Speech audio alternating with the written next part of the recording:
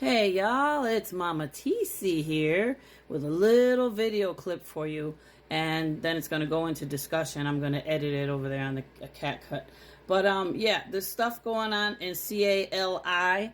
This guy captures on a video some footage where you can see what looks like, listen, you watch and tell me what you see. Okay, here we go. It's engulfed in a devastating fire. And folks, a really strange and shocking piece of footage has been going viral over the last 10 hours. And it was captured on the live TV.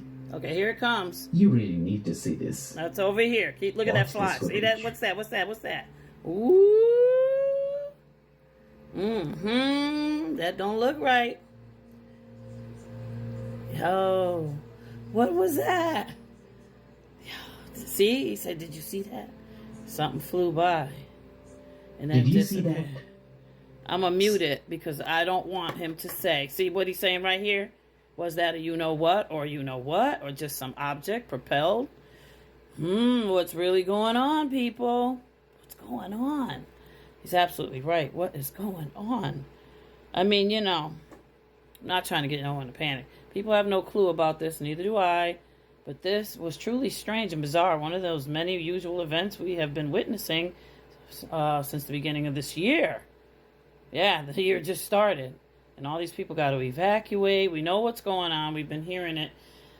It's really insane. And I'm going to get more into that in just a minute. So hang tight.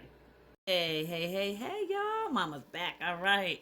Listen, today I got a little treat for you. This is a book that got me through some really tough times. It's called The Purpose-Driven Life by Rick Warren. I don't know if you can see that really well. It's an excellent book. And I just wanted to read you a little couple pointers on one chapter in here called Life is a Temporary Assignment.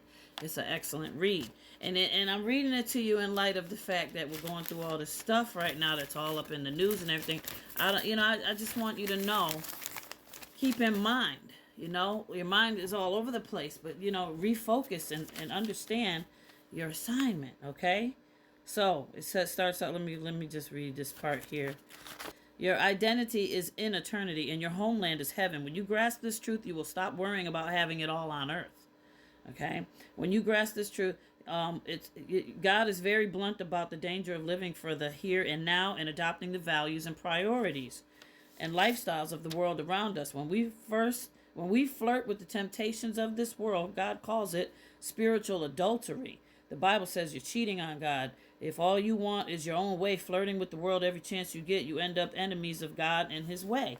Imagine you were asked by your country to be the ambassador of an enemy nation. You would probably have to learn a new language and adapt some customs and cultural differences, you know, in order to be polite and accomplish your mission. So as an ambassador, you would not be able to isolate yourself from the enemy. To fulfill your mission, you'd have to have contact and relate to them. But suppose you became so comfortable with the foreign country that you fell in love with it, and preferring it to your homeland, your loyalty and commitment changed. Your role as an ambassador would be compromised. Instead of representing your home country, you'd start acting like the enemy. You'd be a traitor. The Bible says we are Christ's ambassadors. Sadly, many Christians have betrayed their king and his kingdom. They've foolishly concluded that because they live here on earth, that it's their home, and it's not your home. The Bible's clear, friends. This world is not your home, so don't make yourselves cozy in it. Don't indulge your ego at the expense of yourself. God warns us not to get too attached to what's around us, because it's temporary. We're told those in frequent contact with the things of the world should make good use of them without becoming attached to them. That's the trick. For this world and all it contains will pass away.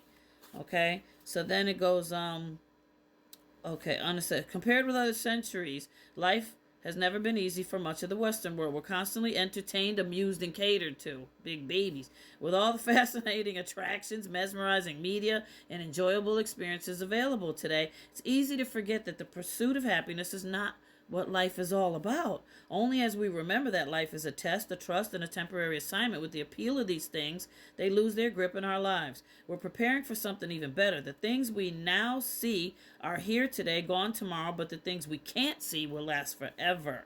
The fact is that the earth is not the ultimate home for us. It explains why, as followers of Yahushua, we experience difficulty, sorrow, rejection in this world. It also explains why some of God's promises seem unfulfilled, while some prayers seem unanswered and some circumstances seem unfair.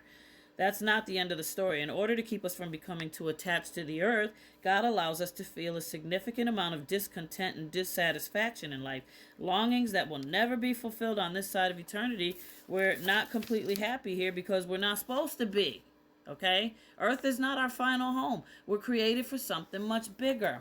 A fish would never be happy living on land because it was made for water. An eagle could not feel satisfied if it wasn't allowed to fly. Hello. You will never feel completely satisfied on earth because you were made for more than this. Chosen ones, but nothing compared with what God has planned for you.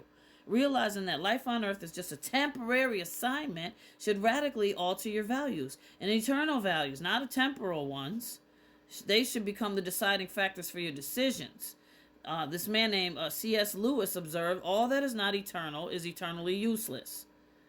The Bible says we fix our eyes not on what is seen, but on what is unseen. For what is seen is temporary, but what is unseen is eternal. It's a fatal mistake to assume that God's goal for your life is material prosperity or popular success as the world defines it. The abundant life has nothing to do with material abundance. And faithfulness to God does not guarantee success in a career or even in ministry. Never focus on temporary crowns.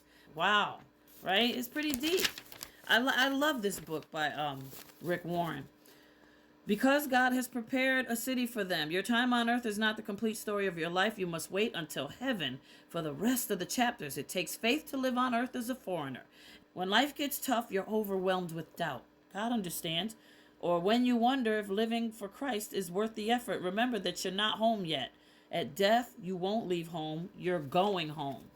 Ooh, remember, this is a great book. You can get it on Amazon cheap. I got it as a refurbished one, a used book. It was cheap. I think when I ordered it was like $1.50 or something. Rick Warren, The Purpose-Driven Life. Okay, good book. Okay, so and all that other stuff I put together in the other section of the video about end time suggestions. It says mainly just while you're dealing with all this stuff, don't let it consume you. That's what I'm really trying to point out to you. Instead, you need to be practicing holiness. Do good to others when and wherever you can. Minister to those around you, being vigilant. If they don't want to hear you, remember what Jesus said to his disciples, Yahushua. Shake the dust off your sandals if they don't receive you, but go where you will be received. Okay?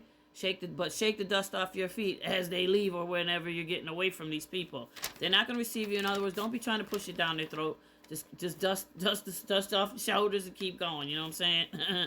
Peter suggests no panic, no running for the hills, but instead we ought to be in holy conduct and godliness, looking for and hastening the coming of Yahushua, because of which the heavens will be dissolved, being on fire. Ain't that what we're hearing about today? And the element will melt with fervent heat. 2 Peter 3:10, verses 10 through 12. As Peter sees it, we're to do the works of Yahuwah while it is the day. John chapter 9:4. Therefore, as we have the opportunity, let us do good to all, especially those who are of the household of faith. And that, I'm going to leave it there, okay?